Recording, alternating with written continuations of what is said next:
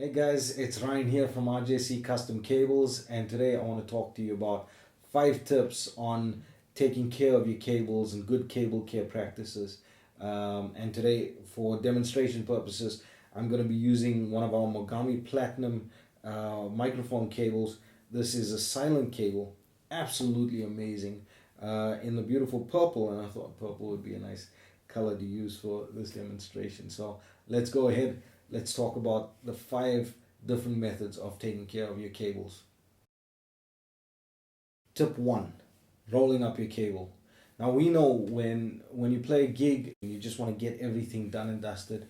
I've seen so many musicians just grab their cables just like this and just shove it into their bag, and you can see the mess that it's in.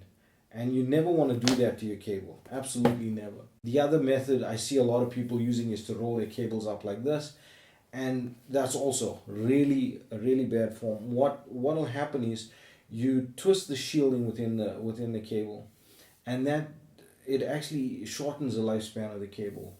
The right way to roll up a cable is to let it find its own loop, and you'll see. Oh, now, obviously, with all of the nonsense I was doing now, you can see that this cable is now waiting to just be properly rolled up and taken all the tangles out there.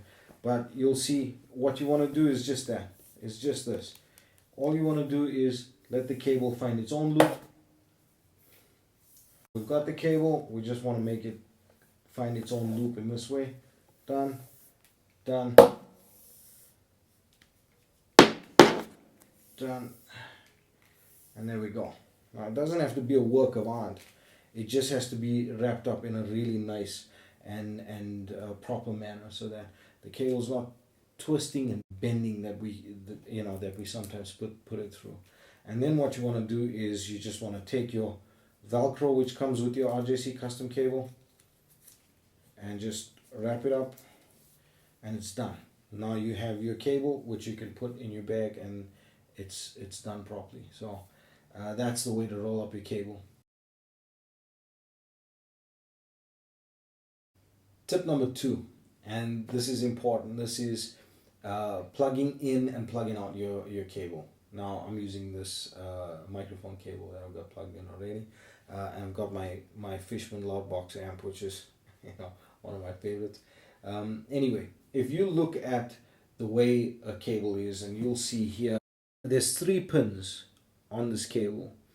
Now those pins need to find the slot in the amplifier, and you'll see here on this amplifier, it's got an input where you can put a jack there, and it's got the 3 pins that need to fit into that slot there. The worst thing you can do is to try and force this cable into this without it being in the right spot, because what that's going to do is it's going to damage your connector on your amplifier. It's going to damage your cable here. Is slowly put your cable in there, let it find its slot. You'll see it will go in on its own, and then you can push it in a little further. I'm going to show you this again. If you look at it, you'll see here, no, and then all of a sudden it finds its slot, and then it brings the cable in, and then you push it in that last little bit. Do not force it in on the onset. And then when you plug in the cable out, and this is seriously important, don't ever grab the cable. What it's doing is, the moment you grab the cable and you pull, you're putting strain, and I'm going to show you here again on the cable, you're putting strain on the solder connectors that are soldered on the inside here. Now we at RJC Custom Cables, we have strength tested this. We've made sure we've done pull tests and all of that, and made sure that the solder is solid and that it's not prone to breakage. But if you continually do that and you're continually putting pressure on those joints, eventually those joints are going to give up, and again, then it will not be covered in the guarantee if we can see that the cable has been mishandled in this way. I'm surprised at how many musicians I've worked with that grab the cable and just yank it out. Do not ever do that. You're putting strain on the solder connectors, and you don't ever want to do that. So grab the connector, let it find its groove, don't force it in, and when you're taking it out, don't grab the cable, grab the connector itself and pull it out. And that's really important. Tip number 3, and this is cable storage. Now we've wrapped up our cables, we've done a nice job, we've put the Velcro on there, and we're ready to put it away. With RJC Custom Cables, we give you a nice little tote bag. And this is not just a marketing gimmick, please don't ever get that wrong. This is to store your cables in a nice place, a nice bag that you can just carry along. I know a lot of my guitars come with the hard shell cases, and there's no space in the in the boxes to put cables in there.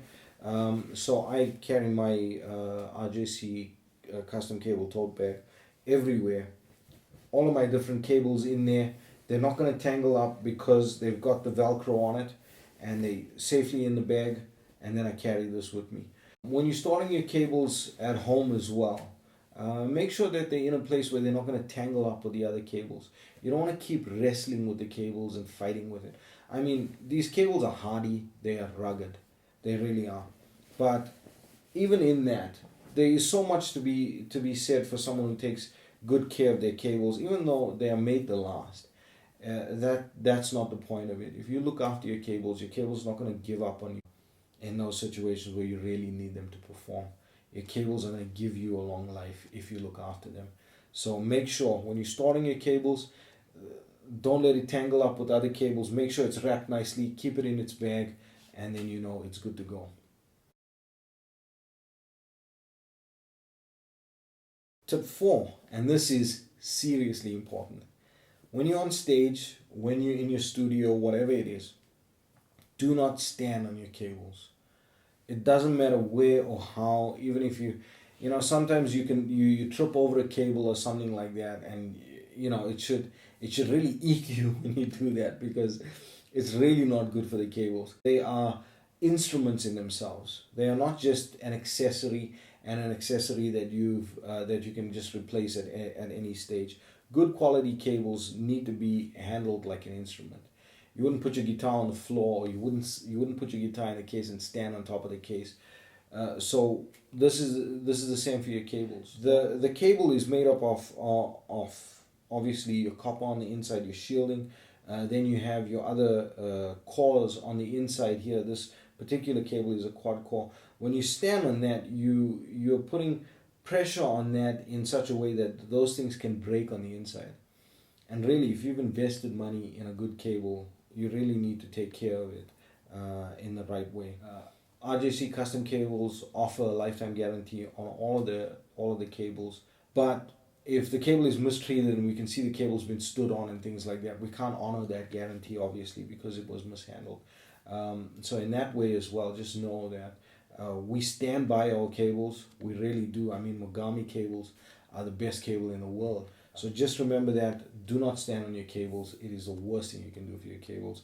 Make sure that it's rolled up, that if it has to be on a stage, that you put a nice carpet over it and stuff as well. If it has to be on the stage, make sure you protect this as best as you can. But really, best case scenario, just have your cable runs shorter. Make sure that you don't stand on them. Tip number 5, and this is seriously important. Do not buy a long cable when a short cable will do. Now, this is really important. You need to buy the right length of cable for the right situation. Absolutely important. We know that a cable is there to transfer sound, and this is so important. And one of my mentors used to tell me this a long time ago. You can buy the best guitar in the world, and I own some really nice guitars. You can own the best amplifier in the world, but if the instrument taking your signal from your guitar through to your amplifier is bad, or then what are you doing? At the end of the day, you are diminishing the sound quality of both the instrument and the amplifier by using cheap quality cables. That also means that the signal going through a length of cable, obviously the longer the cable is, no matter how good the cable is, the longer the cable is, the more susceptible it is to to interference. And say we have a 10-meter cable that we're using for a setup where I'm sitting next to my amplifier in this way. That length of cable is not needed. It creates an opportunity for me to accidentally step on the cable or to damage the cable, or the cable is twisted up in some way, it's not in its right form. All of these things make a difference in the tone. If you've invested good money in a good guitar, in a good amplifier, make sure you have the right length of cable for your setup, and that's really important.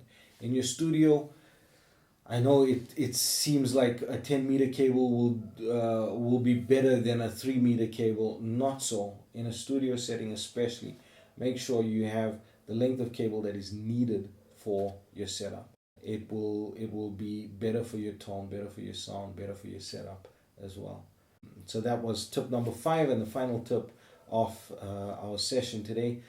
Make sure you check us out on www.rjccustomcables.co.za and order your cable from us today. We will be glad, really seriously glad, to get you some of the best cables in South Africa at this point. Thank you, guys.